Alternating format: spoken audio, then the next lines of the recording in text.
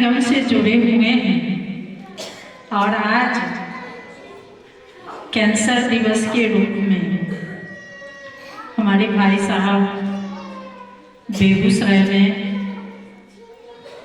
पहला हमको लग रहा है कि ये कार्यक्रम होगा, जहाँ तक मुझे जानकारी दूसरा नहीं, आपका दूसरा ऐसे इस तरह का प्रचार प्रसार जो है, हाँ पहले भी आपके द्वारा हुआ है और आज भी इन्हीं के द्वारा ये प्रचार प्रसार हो रही है। मुझे आज याद है कि रतन जी थे, डॉक्टर साहब रतन कामनी के नाम से ऐसे प्रसिद्ध हैं। जब हम लोग नए नए वार्ड कमिश्नर बने थे, कुछ दिनों के बाद उन लोगों से संपर्क हुई और जगह जगह वो इस तरह के कार्यक्रम करके जागरूकता ला रहे थे कि इंसान को जागरूक होना बहुत जरूरी है। और कहावत है कि हम सुधरेंगे जग सुधरेगा। सभी इंसान कहते हैं, सभी व्यक्ति यही कहते हैं कि हम बहुत व्यस्त हैं, मुझे तो समय ही नहीं मिलता।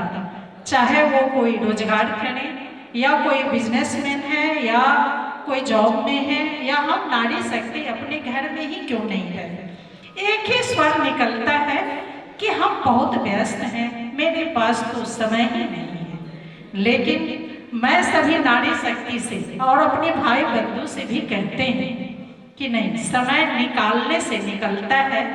आप खुद को समय निकाल कर देखिए।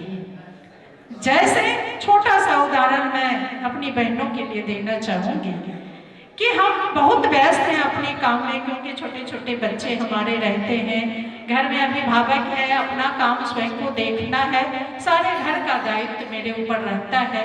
लेकिन मेरे यहाँ अगर 2 गेस्ट आ जाते हैं तो उनकी खातिरदारी भी मुझे ही करना पड़ता है और समय निकाल कर हम उनकी खातिरदारी करते हैं। तो उसी तरह जब तक अपने आप हम स्वस्थ नहीं रहेंगे, हम किसी का सेवा नहीं कर सकते।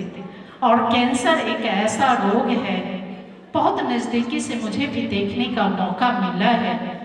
जब कैंसर किसी को हो जाता है, लाख चाहने के बाद भी आज तो हम बहुत सारे ऐसे उपाय देख रहे हैं कि लोग जिंदा हैं कैंसर होने के बाद भी। लेकिन जिस समय कैंसर का इलाज नहीं था, उस समय लगता था कि अब क्या होगा, एक मन में डर सा हो जाता था, भय रहता था कि अरे फलाने आदमी को कैंसर हो गया, वो नहीं बचेगा।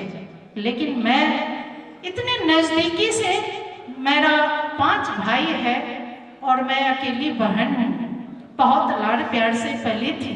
सबसे बड़े भाई जो हमारे थे उनको कैंसर हो गया और जब उनको कैंसर हुआ तो लगता था कि अरे घर में जो सबसे बड़े हैं और इतना हिम्मत उनके पास है, इतना वो सजग सहज और जितनी खूबियां कहें वो सारे गुण उनमें था, फिर भी उनको कैंसर हो गया। ऐसा कैसे हो सकता है?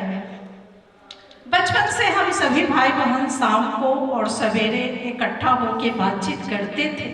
तो मैंने अपने भाई साहब से पूछा कि भाई जी, आप तो बहुत अपने आप को एक्टिव, आपको देख करके हम सारे भाई बहन आज योगा पर इतना ध्यान दिया जा रहा है, खान पीन पर इतना ध्यान दिया जा रहा है, लेकिन 50 वर्ष पहले भी मेरे भाई, मेरे पिताजी इतना एक्टिव रहते थे। सभी को उठ के व्यायाम करना है, योगा करना है, दौड़ना है, खेल कूद करना है, पढ़ाई भी करना है।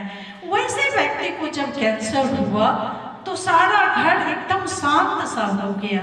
लेकिन मेरा भाई बहुत हिम्मत वाले थे। उनका एक दोस्त था चिरंजीव खंडेलवाल, जो पटना में जॉब करते थे इंदिरा गांधी संस्थान में। तो उन्होंने अपने दोस्त से पूछा, वो उनको उसी इंदिरा गांधी में ही ऑपरेशन वगैरह इलाज हुआ था। तो उन्होंने अपने दोस्त से कहा कि मैं जीना चाहता हूँ और तुम डॉक्टर है, मेरा बचपन का यार है, तो मैं जानना चाहता हूँ कि मैं किस विधि जिंदा रह सकता हूँ। कैंसर तो मुझे हो गया, लेकिन मेरे छोटे छोटे बच्चे हैं, 2-3 बेटी थी उनकी, हमको उनको शादी करना है। बेटा तो खुद भी कर लेगा, परिवार में बहुत सारे आदमी हैं, लेकिन हम चाहते हैं कि उसका शादी हम करें, उसके बाद मेरी मौत हो। तो डॉक्टर साहब ने कहा हाँ यार, तू जिंदा रह सकता है और उसके लिए तुमको एक्टिव होना। तो पहला पेशेंट ऐसा है जो कह रहा है कि डॉक्टर साहब मैं जिंदा रहना चाहता हूँ।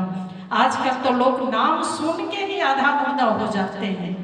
नाम सुनते कि कैंसर हो गया, अब वो जीने की ख्वाहिश कम और लगता है कि हमारी मौत आ गई है सामने, तुम में हिम्मत है तो जिएगा।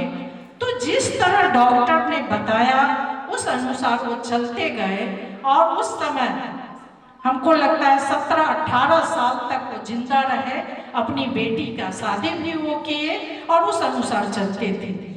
तो हमारा ये कहने का उदाहरण ये है कि हम नगर निगम में रहते हैं और हमारी सरकार भी कहती है सबका साथ सबका विकास। साफ सुथरा जितना घर को रखते हैं उतना बाहर भी सफाई होना जरूरी है।